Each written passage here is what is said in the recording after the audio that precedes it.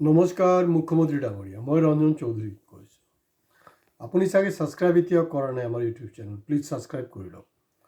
আপুনি আমাৰ কথা বতৰাবিলাক অলপ ফ'ল' কৰিলে কিন্তু আপোনাৰহে উপকাৰ হ'ব, মোৰ কোনো উপকাৰ নহয়। আপোনাৰ উপকাৰ হ'ব, আপোনাৰ উপকাৰ হোৱা মানে আমাৰ অসমৰ উপকাৰ হ'ব, মংগল হ'ব। কথাটো এনেকুৱা, মানে পশ্চিমবাংলাৰ যি বাঙালী আছে, ইয়াততো বঙালীহে, অসমতকেইটাতো সৰহভাগ বঙালী, তাত বাঙালী থাকে। তাত থকা বাঙালীৰ বিজেপিৰ যিজন মেইন নেতা শুভেন্দু অধিকাৰী, জানে আপুনি শুভেন্দু অধিকাৰী চিনি পায়, কাৰণ দুয়োটাই মোটামুটি এই সাৰদা চিট ফাণ্ড আৰু কিবা কিবিৰ লগত, তেওঁ অৱশ্যে লুইজ বাৰ্গাৰ নাই, সাৰদা চিট ফাণ্ড মানে দুইজনৰ এটা লিংক এটা আছে দেই, মই আপোনাক মনত পেলাই দিছোঁ। একেই মানে আপোনাৰ ওপৰত যেনেকৈ বিজেপি ব্লেম কৰিছিলে, ঠিক শুভেন্দু অধিকাৰীৰ ওপৰতো তেনেকৈ ব্লেম কৰিছিলে, কিন্তু আল্টিমেটলি তেওঁ বিজেপিলৈ গ'ল, আপুনিও বিজেপিলৈ গ'ল। এতিয়া মূল কথালৈ আহোঁ যে শুভেন্দু অধিকাৰী আপোনাক কিন্তু বেজ্জত কৰিলে। সেইটো কাৰ গাত লাগিছে ভক্তসকলৰ মই নাজানো, মই আপোনাৰ ভক্ত নহয়, কিন্তু মোৰ সঁচাকৈ বৰ বেয়া লাগিছে। কাৰণ ইণ্ডিয়াৰ আটাইতকৈ পাৱাৰফুল মানুহজন পশ্চিমবংগত গৈ পাত্তাই নাপালে। কাৰণ আপুনি যিমানে যোগী আদিত্যনাথ বনিবলৈ চেষ্টা কৰক, আপুনি যোগী আদিত্যনাথ বনিবলৈ নোৱাৰিব। যোগী আদিত্যনাথ ইজ যোগী আদিত্যনাথ।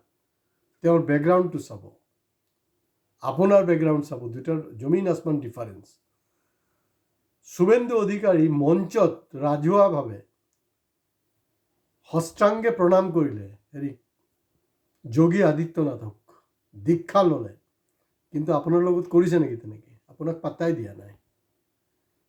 হয়, এয়াৰপৰ্টত দেখিছোঁ এটা চিন যে আপুনি মিথুন চক্ৰৱৰ্তীৰ লগত কিবা কথা পাতি আছে, হেল্ল' হয় ঠিক আছে, পাণ অলপ লৈ আহিব লাগিছিলে, তেনেকুৱা কিবা এটা কথা পাতিছে, হয়তো চাউণ্ড হোৱা নাই। কিন্তু যেতিয়া বাংলাদেশী নহয়, যেতিয়া বিদেশী মানে ইউৰোপিয়ান সাংবাদিকবিলাক আপোনাক কুৱেশ্যন কৰিব ল'লে নহয়, আপুনি পলাইছে। এইটো কিন্তু অলৰেডি আছে দেই, ছ'চিয়েল মিডিয়াত আছে, আপুনি পলাই ফুৰিছে। কাৰণ BBC, লণ্ডন টপ এইবিলাক হোৱাৰ পিছত মানে আপুনি কোনো ৰিস্কে নলয়, কাৰণ আপোনাৰ বাংলাদেশী নেৰেটিভছটো চলাব লাগিব। আৰু আচৰিত কাৰবাৰ, আপুনি আজি কবদি অসমৰ পৰা বাংলাদেশী খেদিব পৰা নাই,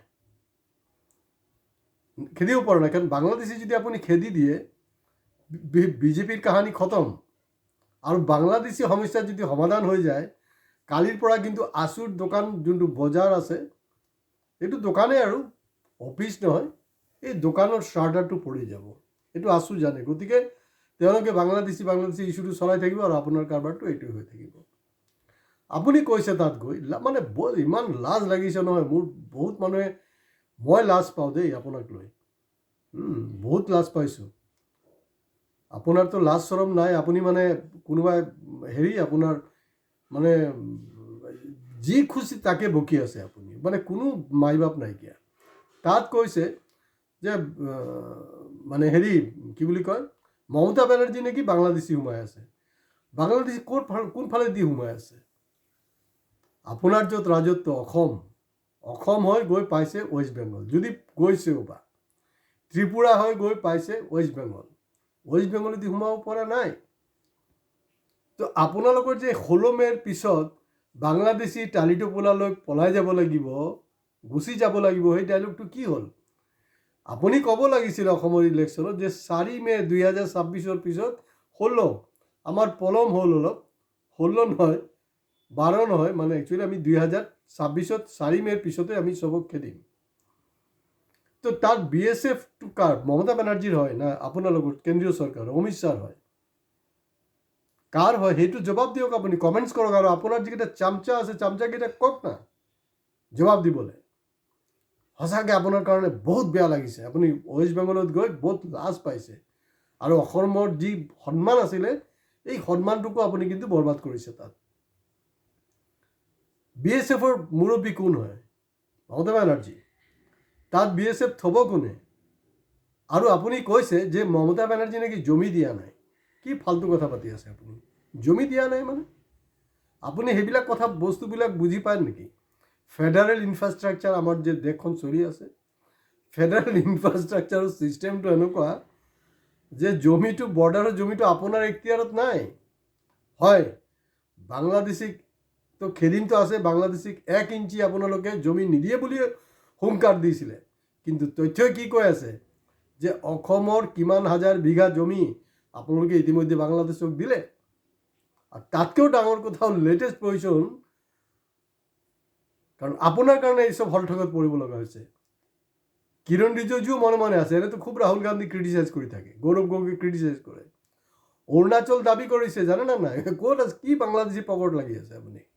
অৰুণাচল কৈছে এইটো আমাৰ হয়। মোদীৰ দম আছে, আপোনাৰ দম আছে নেকি কিবা ক'বলৈ? নোৱাৰিব, বৰবাদ হৈ যাব আপোনালোকে। বৰবাদ মানে কি হ'ব? চাইনাৰ লগত বেয়া হয় মানে আদানীৰ বাছ আল্লাহ খেৰ হৈ গ'ল আৰু কাম নাইকিয়া। হয়, মই আৰু এটা এপিছড কৰিম। ৰাইজক মই ৰিকুৱেষ্ট কৰি আছোঁ যে আপোনালোকে কিন্তু ছাবস্ক্ৰাইব কৰাটো নাপাহৰিব, আৰু 10জনকৈ মানুহক ছাবস্ক্ৰাইব কৰিবলৈ ক'ব, ৰেগুলাৰ আমাৰ ভিডিঅ' চাব, আৰু লাইক কমেণ্টছ এইবিলাক খুব জৰুৰী হয় আমাৰ কাৰণে। আৰু লাষ্ট কথাটো এইটো মই ফাদিল কৰিম অহা সময়ছোৱাত, কাৰণ কেতিয়া কৰি দিওঁ কোনো ঠিক নাই, সেইকাৰণে আপোনালোকে ছাবস্ক্ৰাইব কৰক। এয়া হ'ল ৱেষ্ট বেংগলত মুছলমান কোন নেতাৰ লগত পাৱাৰত অহাৰ কাৰণে কিমান হাজাৰ কোটি টকাৰ লেনদেন কৰিছে আপোনালোকে, এইটো চব খোলাচা হৈ গৈছে। এইবিলাক আমি ছেপাৰেট এটা এপিছড কৰিম। তো গতিকে এণ্টায়াৰ বস্তুটো সেইটো হয়। আৰু এটা মই আপোনাক হিতাকাংক্ষী হিচাপে এটা চলিউশ্যন দিছোঁ। একচুৱেলি কি হয়, পবিত্ৰতে আপোনাক অপবিত্ৰ কৰি দিলে, আপোনাক প্ৰপাৰ গাইড নকৰে। মই এটা গাইড কৰিছোঁ, কথাটো শুনি লওক। আৰু লাষ্ট মই পংকী চৌধুৰী এইখনত ঘৰতো বহুতে কমেণ্টছ কৰিছে, মই ভাল পাইছোঁ যে আপোনাৰ পৰামৰ্শখিনি মুখ্যমন্ত্ৰীয়ে শুনিব লাগে। প্ৰব্লেম কি জানা নাই? আপোনাৰ মুখ্যমন্ত্ৰীৰ কুৰ্চী থাকিব নাই তাৰো কোনো গেৰেণ্টি নাই যদি বিজেপি পাৱাৰত আহে। হোৱা ৰেইচত 5জনমান আছে অলৰেডি, RSS আপোনাৰ পৰা খচি আছে। তাতকৈও ডাঙৰ কথাটো হ'ল ৱেষ্ট বেংগলত যদি এনেকুৱাই হৈছে, যদি পৰাজয় হয়, সেইটো কিন্তু বিশেষকৈ মই বাওঁপন্থীবিলাকক ক'ম। ইয়াৰ অৰ্থটো হ'ল এই যে 34 বছৰ বাওঁপন্থী তাত ৰাজত্বত আছিলে, কমিউনিজম, ছ'চিয়েলিজম চব মানে একদম ভাল হৈ গ'ল। আৰু সেইটো চবতকৈ মমতা বেনাৰ্জীৰ আটাইতকৈ লাজৰ কথা হ'ব কিন্তু বাওঁপন্থীবিলাকৰ। তো গতিকে বাওঁপন্থীয়ে জানে কোনটো ফেচিষ্ট ফ'ৰ্চ, কোনটো ডেম'ক্ৰেটিক ফ'ৰ্চ। মই কোৱা নাই যে মোদী ধোৱা তুলসীপাত আৰু বেয়া বা অমুক বেয়া অমুক ভাল, তেনেকৈ মই একো কোৱা নাই। ৱেষ্ট বেংগলৰ ৰাইজে এইটো ঠিক কৰিব কোন ভাল কোন বেয়া। এটা কাম কৰক, মই চলিউশ্যন এইটোৱে কৈ আছোঁ যে ৱেষ্ট বেংগল আৰু অসমত আপুনি এটা ৰাজ্য বনাই দিয়ক। এইটো হ'লগৈ আটাইতকৈ বেষ্ট ফৰ্মুলা। কাৰণ যেতিয়া বাংলাদেশত হিন্দুবিলাকৰ ওপৰত জুলুম হ'ল নহয়, জুলুম হওঁতে এটা তেনেকৈ এটা স্ক্ৰিপ্ট, এটা প্ৰপগাণ্ডা হৈছিলে যে আমি এটা বৃহত্তৰ কৰিম, মানে ৰাষ্ট্ৰ গঠন কৰিম, হিন্দু ৰাষ্ট্ৰ। তাৰ মাজত কিন্তু ত্ৰিপুৰা, অসম আৰু ৱেষ্ট বেংগল আছিলে। গতিকে দুয়োটাকে মিলাই ক্লাব কৰি একেলগত এটা ৰাষ্ট্ৰ কৰি দিয়ক।